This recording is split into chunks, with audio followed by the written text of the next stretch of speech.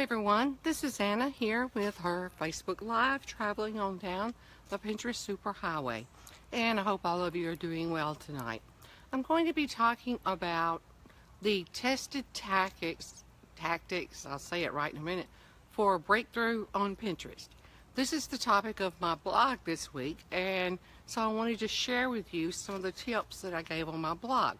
I will also include the link for my blog below this Facebook Live so that you can take a look at it and see some of the other information there. I always get the question of, how do I get found on Pinterest? You know, it's all these images and all, but how do people find me? So that's what I decided to write the blog on.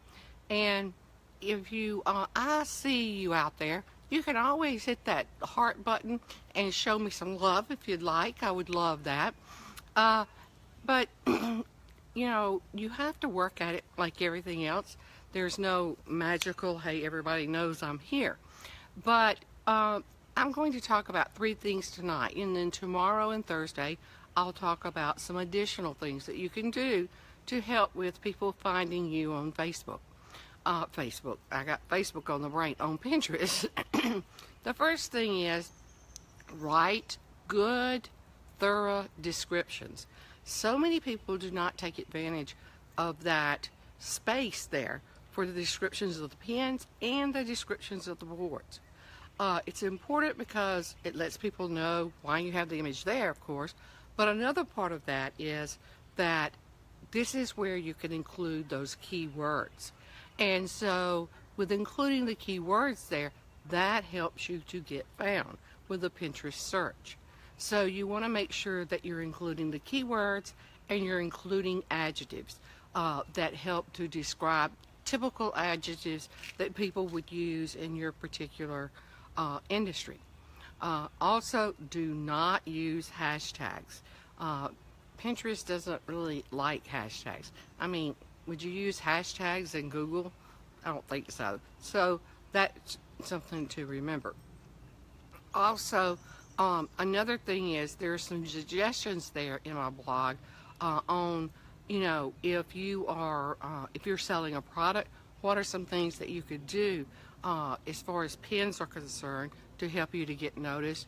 Recipes, fashion, travel, photography, just to kind of give you some food for thought to help you to get going. Now, I got these from the blog on Pinterest. And because I thought, okay, if I'm going to talk about this, why not go to the source? Pinterest probably knows. How do you get found on Pinterest?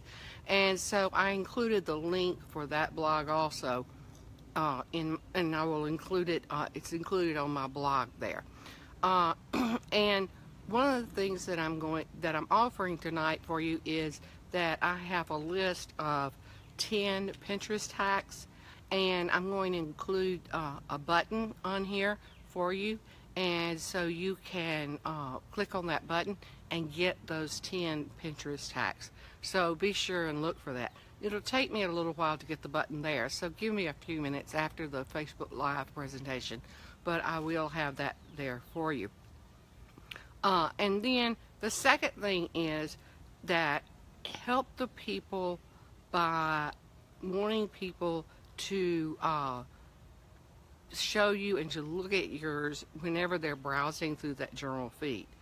First of all, make sure that you put the right category with your boards. A lot of people wonder, is it okay that should I worry about that? Yes.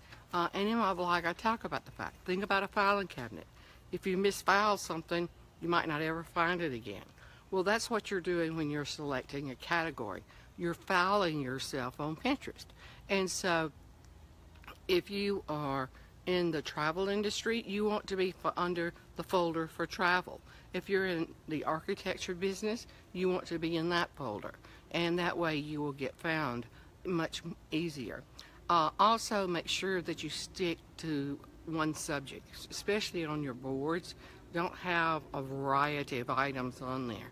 And that's very important because that helps to get you indexed into that particular topic.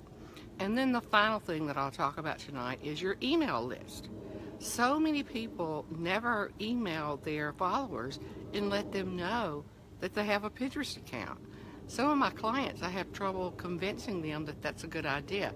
And I really don't understand that because they would like to see what you have on Pinterest. You might even, email them and tell them you're going to have some special deals on Pinterest, so to be looking for those. And so it'll be an incentive. And because then you get the people on your email list following you on Pinterest, that means even more people are going to be aware of your Pinterest account, and then you will be able to get more followers, and you will be able to get more people interested in your images and click on them to go to your website. So, did you click on that button there to give me a thumbs up for that? I hope so, because I really like to look at those thumbs ups and those hearts as they go by on here. And so remember, the 3 things that I talked about: write good descriptions, make sure that you're using the correct category, and then email your list and let them know you have a Pinterest account. And then that will help you.